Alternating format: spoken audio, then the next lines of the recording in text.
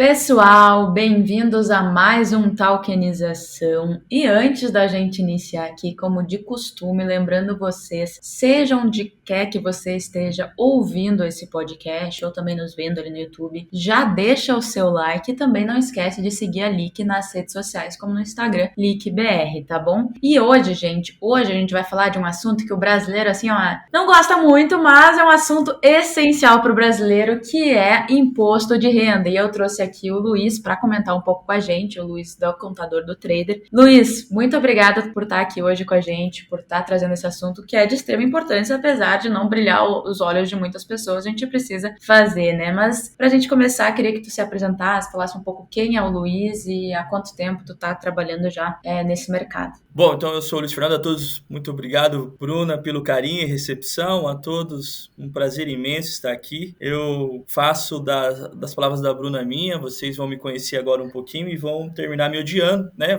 Provavelmente vão dizer que eu sou o cavaleiro do apocalipse, porque as notícias que eu trago muitas vezes não é tão gentil. O brasileiro sofre com a questão tributária. E não é por menos, porque realmente no Brasil a carga tributária ela é complexa. Eu vou dar o meu máximo para poder tentar esclarecer o mais fácil possível algumas situações que é importante, principalmente para nós investidores. Eu sou o Luiz Fernando, sou formado em Ciências Contábeis, eu começo a jornada na contabilidade aos 17 anos, mas eu conto aos 18 quando fui efetivado no primeiro escritório de contabilidade. Então, dos 17 aos 18 fui estagiário. Estagiário a gente não conta muito, quem só lavava banheiro, essas coisas anteriormente, os caras não deixavam o estagiário brincar. Agora, depois de 18 anos, aí eu comecei efetivamente com a contabilidade. Hoje eu tenho 38 anos, então são 20 anos de jornada.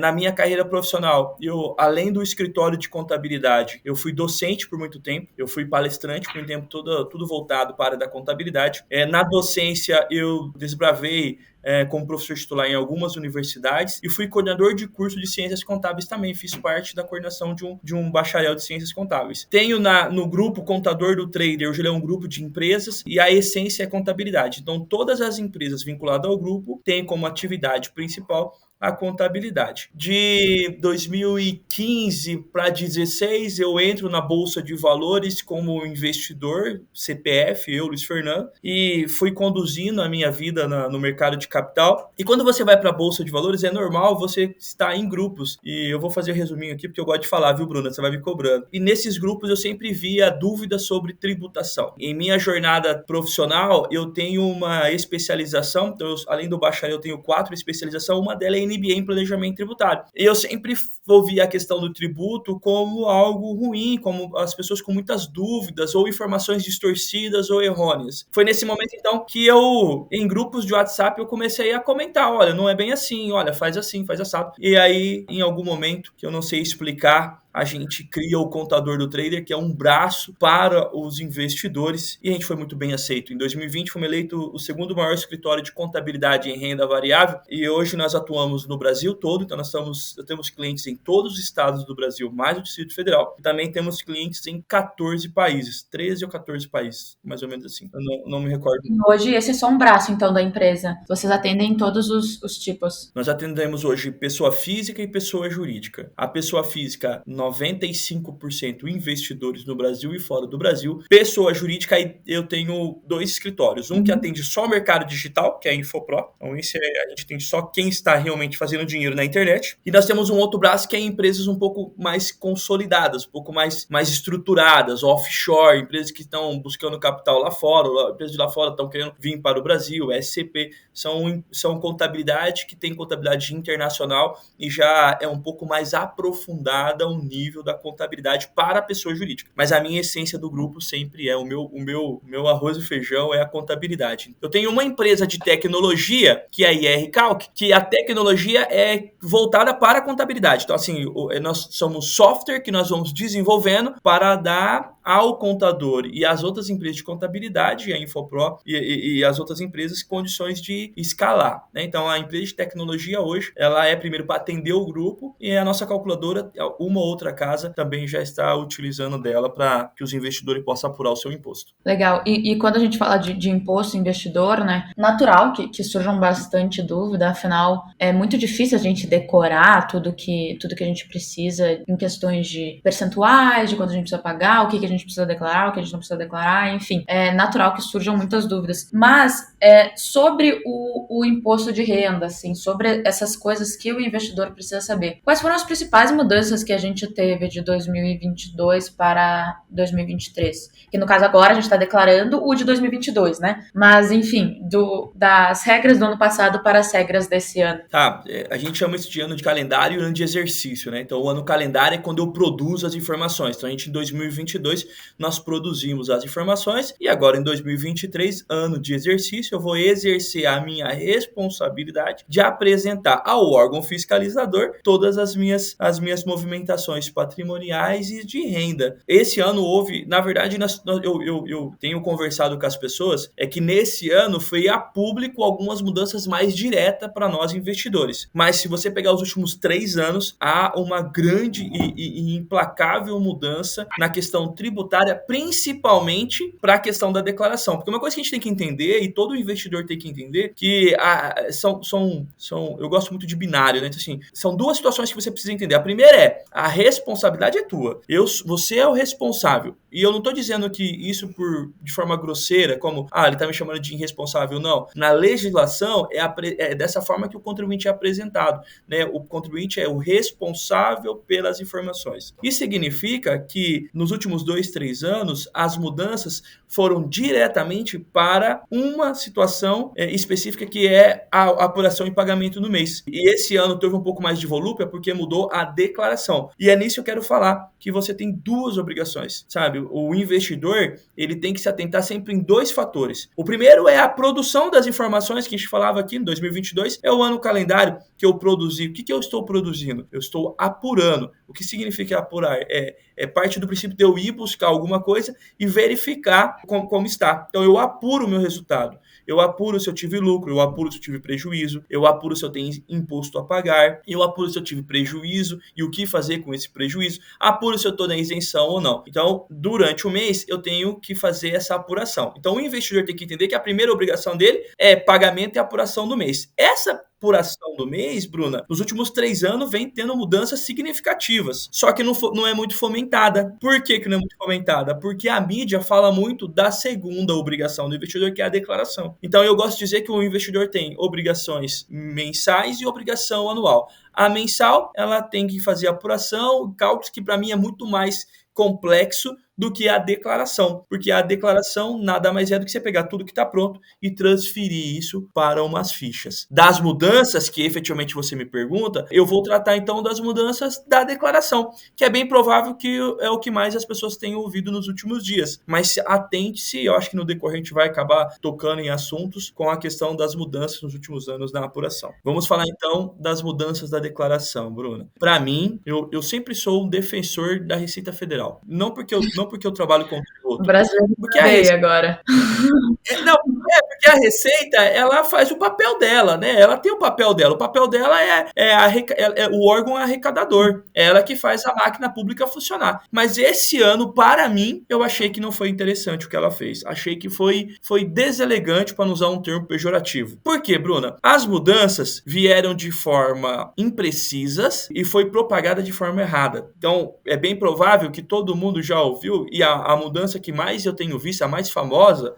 a primeira foi da mudança do período de entrega da declaração do imposto de renda, que antes era do dia 1º a 30 de abril, agora é do dia 15 ao dia 31 de maio. Mas ninguém sabe o real motivo por que dia 15. Os primeiros 15 dias, o que eles estão fazendo? Eles já estão levantando. Por que eles deram 15 dias para nós? Porque os primeiros 15 dias, o software da Receita precisa de tempo, precisou de 15 dias para processar tudo que já tem em nome dos contribuintes. Porque hoje tudo é digital. Você faz Pix, transferência, você compra hoje digital, você assina contratos digitalmente, você transfere dinheiro para fora, você faz câmbio hoje de forma muito mais fácil do que em outro momento. Então ela precisou de 15 dias para processar tudo que já foi vinculado ao seu nome contribuinte e que você nem está sabendo. Então tudo que você faz, a Receita já sabe.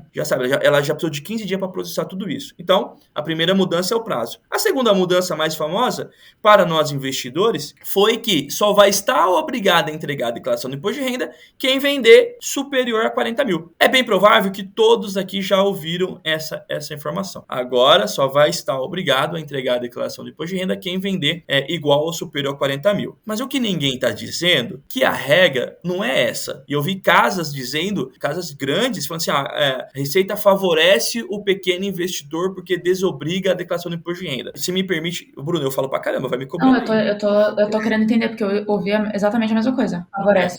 Porque como é que funcionava antes? Antes era assim, realizou operações na Bolsa de Valores ou assemelhados ou contratos futuros, está obrigado a entregar a declaração do imposto de renda. Isso é a regra antiga. Então, quem está na Bolsa do Brasil está obrigado. Quem está operando fora do Brasil em bolsas está obrigado. Quem está trabalhando com fora de sua criptomoeda estava obrigado. Qualquer investidor estava obrigado. Essa era a regra antiga. A regra nova, que o pessoal está dizendo que favoreceu. Então, está obrigado a entregar a declaração do imposto de renda quem vender igual ou superior a 40 mil, agora eu quero que todo mundo preste atenção, porque eu não vi ninguém falando, e para mim é onde vai haver mais fiscalização a partir do dia 1º de junho. Está obrigado a entregar a declaração do imposto de renda quem vender igual ou superior a 40 mil, ou tiver incidência de imposto, mesmo que isento, que tiver prejuízo, que tiver patrimônio igual ou superior a 300 mil reais, contando terra nua. Então, o que eles fizeram, Bruna? Algo que estava no nosso consciente, todo investidor já tinha consciência, eu vou ter que cuidar do meu imposto de renda. Agora não. Agora você tem um checklist para poder fazer, se eu estou ou não obrigado. Mas piora para mim, porque a teoria é fácil narrar. Vamos colocar isso na prática, Bruna. Todos os meses, você vai ter que pegar suas informações, você vai ter que apurar ela, então vai Excel, caderninho, papel de pão. Eu não sei o que você vai ter que fazer, mas vai ter que controlar. E todos os meses vai ter que estar assim: estou obrigado, não estou obrigado. Próximo mês. Estou obrigado, não estou obrigado. Eu entendi. Eu achei que a mudança era só no anual. Agora a pessoa vai ter que fazer esse processo mensal. E outra coisa. Mas é anual. Mas olha só, Bruna, se ela vender 40 mil no ano, mas como é que ela vai saber se ela vendeu 40 mil no ano se ela não fizer todos os meses o trabalho? Pensa comigo, como é que ela vai saber se ela teve incidência de imposto e vai estar obrigado ou não, se durante o mês ela não fazer a apuração dela? Então, parece que foi algo favorável e para mim não foi, porque na prática, esse cara aumentou o nível de critério que ele vai ter que parar para poder trabalhar. Ele vai ter que tirar um tempo para poder cuidar do seu imposto, senão ele não vai conseguir ter a percepção de quando ele está ou quando ele não está obrigado. E aí qual é o problema? O dia que quando ele não perceber e não entregar, vai ser multado, vai ser autuado, vai ter o CPF bloqueado, conta corrente bloqueada. Eu fazer duas coisas, na verdade, tá? A primeira delas é, ok, eu entendi. Isso piorou, basicamente, uma pessoa leiga aqui pensando, porque o investidor antes, ele pensava, estou obrigado a declarar, porque todo mundo está obrigado a declarar, então agora eu vou fazer todos os meses certinho, como sempre fiz e segue a vida. Agora, muitas pessoas estão pensando, não sou obrigada a declarar, não vendi acima de 40 mil, mas a pessoa nem lembra que ela vendeu acima de 40 mil, isso pode acabar ferrando bastante gente, tá? Essa parte eu entendi. E a outra coisa, né, dos 300 mil, tipo, muita gente não tá se ligando disso, né, até 300 mil, e também muita gente não tá se ligando do questão do prejuízo, que é essa que eu não entendi. Tu falou do prejuízo, né? Vamos falar dos 300 mil. Essa é uma mudança, Bruna, indireta. O que acontece? São 7 critérios que podem levar um contribuinte, esquece investidor, qualquer brasileiro. São 7 critérios que podem fazer com que um brasileiro esteja obrigado a entregar a declaração do imposto de renda ou não. Desses 7 critérios, tem uma situação que é direta a nós, investidor, que é essa que eu estou narrando, e tem algo que é indireta, que é essa dos 300 mil. Antigamente, você está obrigado quem tiver patrimônio igual ou superior a 300 mil. Essa é a regra. Então, está obrigado a entregar a declaração quem tiver patrimônio igual ou superior a 300 mil. Mas qual é a mudança que ninguém percebeu? Por exemplo, Bruna, você tem ações, 50 mil. Você tem criptoativo, mais 50 mil. Aí você tem fundo de emergência em renda fixa, mais 50 mil. Deu 150. Só que o que o governo fez? Falou assim, sabe aquele terreno que você comprou, que tá lá, você não edificou, tá lá, tá parado lá? Então, eles consideraram esse terreno como investimento. Se você tiver um terreno de 150 mil, deu os 300 300 mil, você vai estar obrigado a entregar a declaração de imposto de renda. Então, agora eles unificaram os patrimônios para poder igualar os 300 mil. Antes não, era 300 mil de renda fixa, entendeu? Muita gente tá achando que não precisa declarar e, na verdade, precisa e vai acabar se ferrando. Eu entendi isso. Realmente, a matéria, como tá saindo isso no noticiário, é tipo, agora o pequeno investidor se safou e não precisa mais declarar e tá todo mundo salvo. Só que, pelo que eu tô entendendo agora, e de fato, as mudanças reais, não é bem assim, né? Não, na verdade, é assim, na teoria, mas aplica na prática. Por exemplo, Bruno, você vai estar operando um 2023 inteiro. Quando que você vai saber se você vendeu acima de 40 mil ou não? Porque não é numa nota que vai vir, eu vendi 40 mil. Porque se o cara fizer uma venda, é mais fácil, concorda comigo? Mas se ele fizer fazendo vendinha por vendinha durante o ano inteiro, aí ele vai chegar no final do ano, deu os 40 mil. Aí ele vai estar obrigado. Só que se ele não levar o ano a eito, ou seja, trabalhando todos os meses, ele vai ter que voltar. Em dezembro, fiquei obrigado. Volto, pego todas as informações, aí eu vou ter que fazer apuração. Se eu tiver DARF, vou ter que gerar, vou pagar multa e juros. Então, para mim agora, a teoria é legal, mas na prática aumentou o nível de atenção que o investidor vai ter que ter. Tá, entendi. Por exemplo, esses 40 mil, é 40 mil total de receita ou 40 mil de lucro? Total de venda. Total de venda, isso, desculpa. De venda. Mas então não é só ganho de capital, é total que a pessoa vender. Putz, então realmente pega bastante gente que não acha. Entendeu?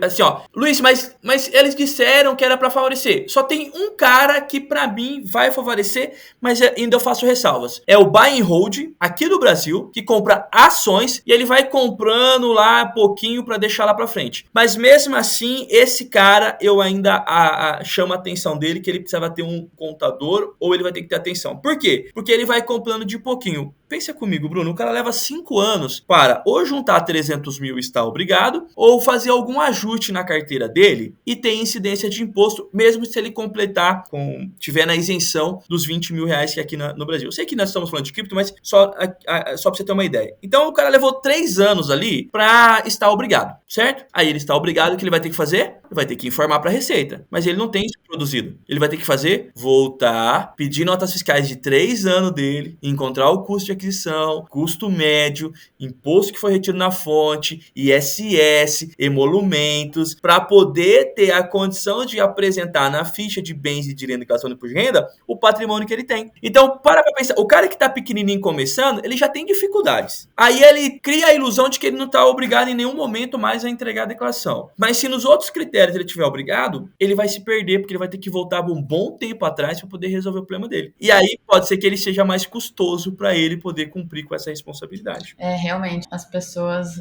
acabam não se ligando disso, né? E é uma coisa chata, mas que precisa de tempo e precisa ser pequenas mudanças que tu faz hoje evitam muito tempo no futuro. Se você não fizer essas pequenas mudanças agora, você vai ter que gastar muito tempo no futuro. Então é tipo aquela coisa do brasileiro de ficar postergando os problemas que precisa resolver, mas na verdade tu precisa resolver o quão rápido possível, né? E até uma coisa, Luiz, pra gente trazer um pouco de quanto a gente precisa pagar, enfim. Como que se declara criptoativos e tokens e quanto que precisa pagar? Bom, no mundo de criptoativos e token, então a gente vamos filtrar nossas informações agora, porque eu falei de âmbito geral, tudo que eu falei até agora é condicionado ao mercado de cripto, mas também a outros mercados que a gente pode estar investindo. Vamos filtrar. Vamos falar primeiro do pagamento, né, que sempre é a origem das informações para você poder declarar. As criptomoedas, por isso, lembra que eu falei que nos últimos 3, 4 anos vem tendo mudanças, mas não foram tão badaladas porque estava mais voltada à apuração? Então, as criptos houve nos últimos 2, 3 anos grandes mudanças. Em 2015, por exemplo, eu tratava as criptomoedas como ganho de capital em moeda estrangeira. Em 2018 e para frente, teve uma mudança e começamos a trabalhar como ganho de capital também, mas em negociação de ativos financeiros. Nesse momento, as criptomoedas são enquadradas, são classificadas, são parametrizadas como ativos financeiros. Então, ela foi reconhecida como ativo financeiro. O ganho de capital, ele tem uma estrutura tributária própria e ele foi criado para vários fatores. Por exemplo, se você compra uma casa por 100 mil e vende essa mesma casa por 200 mil, pode ter incidência de ganho de capital. Se você compra um carro por 30 e vende por 60, tem incidência de ganho de capital. Então, o ganho de capital, ele foi criado para N fatores. Várias situações.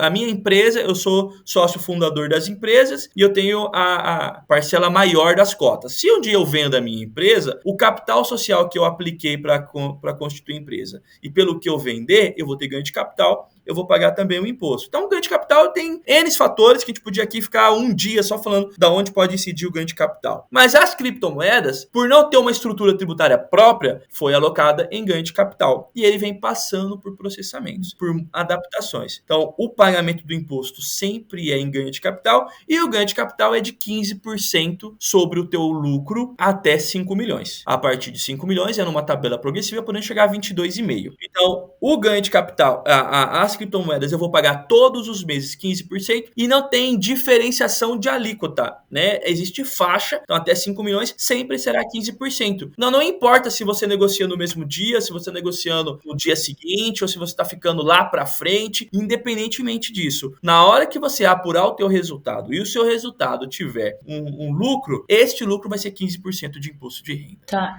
e os tokens se encaixam na mesma coisa, né? Token de ativo. Da mesma forma, o token e a criptomoeda só muda a essência do ativo, mas os dois são considerados ativos financeiros. É só a aplicabilidade e a essência dele que muda, mas os dois são ganho de capital e nós vamos pagar 15%. E aí, olha porque houve mudança. Como foi alocado em ganho de capital, eu utilizo então das prerrogativas de ganho de capital. Como é que eu apuro o imposto para pagar 15% em ganho de capital nos resultados que eu tenho em criptomoeda? Diferente de outros mercados, o ganho de capital tem um programa próprio para poder apurar, que é o GCAP. A famosa DARF, não é? Exatamente. O GCAP, antes da DARF, o GCAP é o programa que a Receita disponibiliza para apurar o teu ganho de capital. Então lá você vai informar qual é o ativo, qual é o custo de aquisição, qual é a cotação do dólar, qual é o valor de alienação e qual é o valor de cotação do dólar na venda para encontrar a diferença e gerar a guia, gerar a DARF ou o DARF. É tudo dentro de um programa da Receita Federal chamado GCAP, G de ganho, CAP de capital, entendeu? Então, como foi alocado as criptos em ganho de capital, eu utilizo dessas prerrogativas, eu utilizo desses benefícios. Um outro benefício que você só tem em criptomoeda e não tem em outros mercados, isenção. A isenção, eu vou fazer um comparativo, por exemplo, existe isenção para o investidor aqui no Brasil que investe na Bolsa de Valores? Existe, mas tem critérios bem criteriosos, para ser redundantes, para você poder utilizar. Já as criptomoedas, ele é mais fácil, direto e acessível. Se você vender até 35 mil reais no mês, você tiver lucro, este lucro é isento de imposto de renda. Por que isso? Porque lá na estrutura do ganho de capital tem uma medida provisória que diz o seguinte: movimentação de baixo valor é isento de imposto de renda. O que ele considera de movimentação de baixo valor? Movimentação até 35 mil reais. Como eu fui alocado os ganhos em ganho de capital e no ganho de capital tem uma prerrogativa de isenção, eu utilizo, entendeu? E a Receita tem aceitado. Nas ações é 20 mil de lucro, não é? 20 mil é 20 mil em vendas. No swing trade, ou seja, day trade, que é aquela que você abre posição e fecha posição no mesmo dia, não tem. Então tem que ser no swing trade e somente em ações. Então se você trabalha com futuro, opções, ETF, BDR, mercado a termo, opções, nada tem, somente ações. Já na criptomoeda, independentemente do que você está trabalhando, você pode gozar desse benefício. E isso, ele é similar ao investimento exterior, né? Porque o investimento exterior também é até 35 mil reais, não é? Porque o mercado internacional também é considerado como ganho de capital. Tá, entendi. Então, não é o mercado, é a estrutura tributária. Porque não existe, por exemplo, aqui no Brasil, existe a estrutura tributária em renda variável. Tributação em renda variável não quer dizer que eu estou operando renda variável. Não, é que existe uma estrutura tributária de renda variável. O que significa que tem lá o que eu posso e o que eu não posso fazer. Criptomoedas e mercado internacional não existe essa estrutura. Então, foi alocado em ganho de capital. E no ganho de capital tem lá o que eu posso e não posso fazer em inúmeras situações que pode ter incidência de ganho de capital. Tem muitas... Eu entendi agora. Essa forma de pensar é muito mais fácil e te deixa muito... Ao invés de, tu pensar em decorar regrinhas, né? 20, 15, não sei o que, %, tu pensa como é onde ele está encaixado dentro da forma de declarar, né? Em ganho de capital, a gente pensa de uma forma, e aí aqui no Brasil de outra forma. E o que tu vê que as pessoas erram muito, os investidores erram muito quando o assunto é declaração, em esquecer, em não fazer apuração mensal? O que tu acha que é um erro muito, muito grande, assim? Bom, vamos filtrar para os investidores de cripto. Hoje eu tenho aqui um pouco mais de 2.000 clientes só de criptoativos. Eu trabalho por departamento, né? Então a gente departamentalizou o escritório, cada mercado tem o seu departamento. Para mim são 3 situações. Mas antes de falar, acho que convém, eu não sei se passou desapercebido por mim, me lembrei agora, porque a gente falou sobre a questão do pagamento, não falou sobre a declaração. Então o pagamento, a gente falando sobre ganho de capital, 15% até 5 milhões de recap, isenção de R$35. A declaração, são 2 declarações criptomoedas. Criptomoeda, então ele tem 3 obrigações acessórias. A apuração e pagamento do mês e 2 declarações. A declaração do imposto de renda, que é essa que todo mundo conhece, período de março e abril, esse ano vai até maio, em que nós vamos apresentar as informações. Mas criptoativos tem uma segunda declaração, que ela é mensal, que é o ato declaratório instituído pela Instrução Normativa 1888, que se você movimentar mais de que R$30 mil ou tiver incidência de ganho de capital, você vai precisar preencher ela. Essa é mais trabalhosa, mais complexa. Ela é complexa até para você chegar nela. Hoje, para você informar ela, é dentro do portal de atendimento da Receita Federal, o ECAC. E para você acessar o ECAC, é com código de acesso ou certificado digital. E lá você vai ter que informar toda a sua movimentação de compra e venda das moedas em criptomoeda. Então você tem a declaração mensal e uma declaração anual. E por que eu falo isso? Porque a sua próxima pergunta foi: quais as maiores dúvidas? A maior dúvida para mim é: eu declaro todo mês ou eu posso pagar lá no final do ano? Então, na criptomoeda, você paga mensal, pode declarar mensalmente, que é essa declaração da instituição normativa, e depois declara anual também. São 2 situações que sempre as pessoas perguntam: se ele pode levar o ano inteiro e pagar na declaração? Não pode. A incidência do imposto é do período de apuração, e o período de apuração é o mês que teve o lucro, ou seja, mensal. A declaração mensal você tem que fazer quando você estiver obrigado. E depois essas 2 situações, a apuração e a declaração mensal, vão compor a sua declaração anual. Tá, entendi. E tu comentou ali do prejuízo, né? O prejuízo, como é que funciona para a pessoa abater? Tipo, eu não sei se isso funciona em cripto também ou só em ações. E como é que funciona para ela abater o prejuízo? Bom, eu estava evitando chegar nessa pergunta. Porque se ninguém me odeia até agora, vão começar a me odiar. Ai, meu Deus. Bom, porque assim, vamos falar de cripto, certo? Uhum. Compensação de prejuízo. Senhoras e senhores, não tem, Bruna. Entendi. Perdeu. Tá. B3 tem compensação de prejuízo. Mercado nacional você pode ter compensação de prejuízo. Mas por que, Luiz Fernando? Porque tem uma estrutura tributária que tem lá constando que os prejuízos que por hora você possa ter são abatidos em lucros futuros. Como as criptomoedas foram colocadas em ganho de capital não existe compensação de prejuízo e tampouco o pagamento no resgate. Então você paga pela disponibilidade do recurso e quando você tiver perdas, você tem que informar suas perdas, mas você não tem o direito de abater em lucros futuros. Esse benefício não existe em criptoativos e mercado internacional, porque nós estamos em ganho de capital. Tá, então é mais fácil a gente encaixar na nossa cabeça essas 2 caixinhas mesmo, se estamos em ganho de capital, 35 mil, não tem abatimento ali de prejuízo. E assim, a gente falou bastante informação aqui, bastante coisas que o investidor precisa saber. E qual que tu acha que enfim, se tu pudesse aconselhar uma pessoa, quais ferramentas ela pode utilizar, como que ela pode facilitar esse processo? Afinal, muita gente não tem tempo, né? Simplesmente quer delegar isso e encontrar a forma mais simples de resolver, né? Afinal, é obrigatório. Então, qual que tu acha que sejam as ferramentas ou quais serviços também vocês oferecem para ajudar a pessoa a tornar isso simples? Bom, ferramentas, né?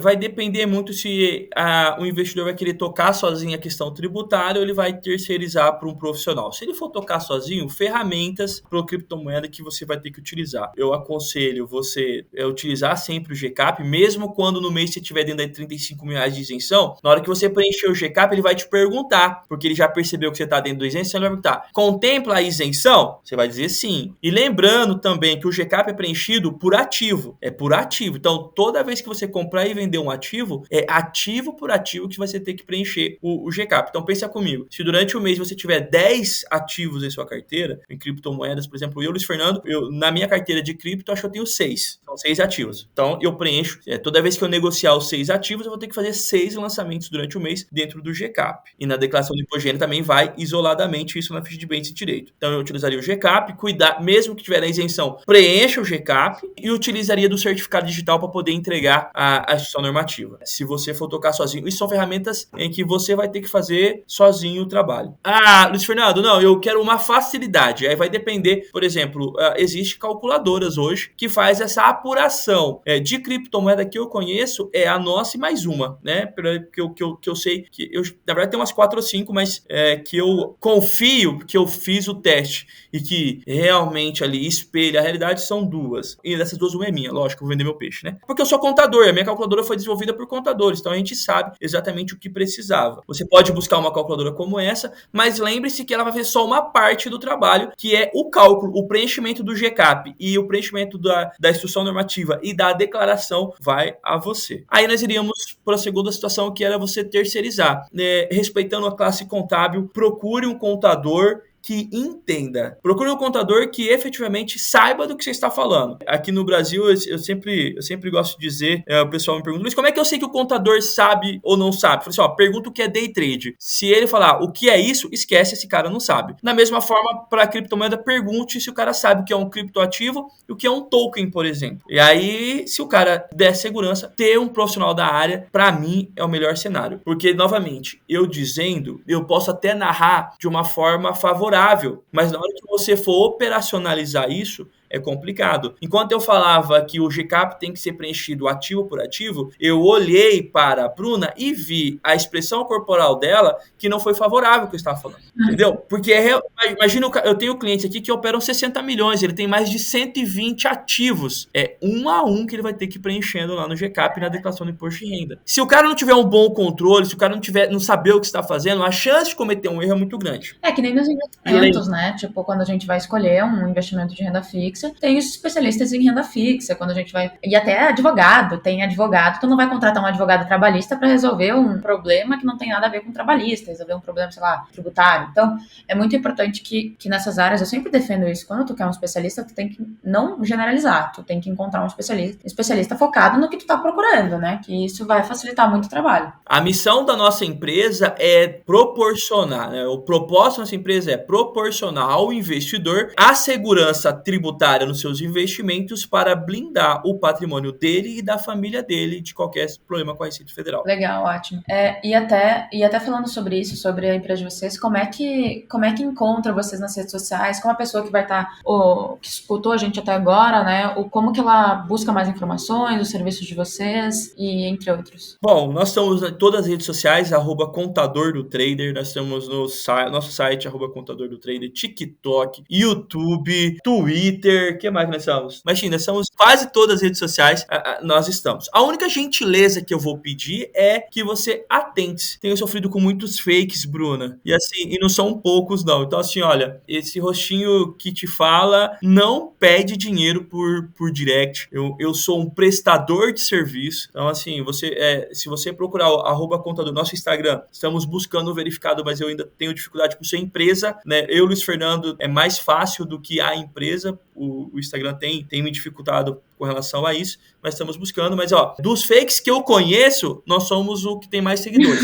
né? Acho que 60 mil seguidores, né? É isso. Então, olhe para os seguidores. Mas na bio tem o WhatsApp direto do comercial. O direct pode mandar, que nós temos uma equipe 24 horas respondendo e e a gente vai precificar sempre analisando caso a caso. Assim, não é um padrão. Eu também tenho sofrido bastante com os fakes, é um absurdo isso, mas não tem muito o que a gente fazer. Eu também tô tentando verificado no Instagram e também tá sendo difícil. Mas é isso, a pessoa tem que se atentar, né? O grande diferencial é o fake vai te pedir dinheiro, a gente não. Então...